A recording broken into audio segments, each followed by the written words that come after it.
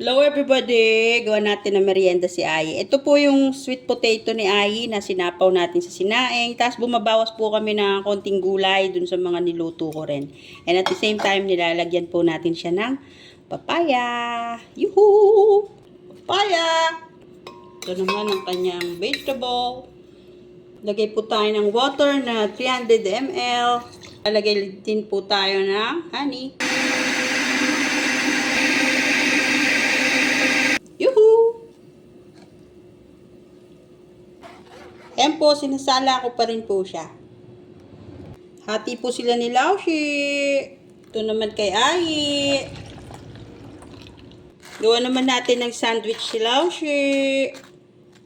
Yuhu! Yuhu! Ready to serve. Ito po kay Laushi at ito naman po ang kay Ayi. Okay, thank you guys for watching. Bye everybody!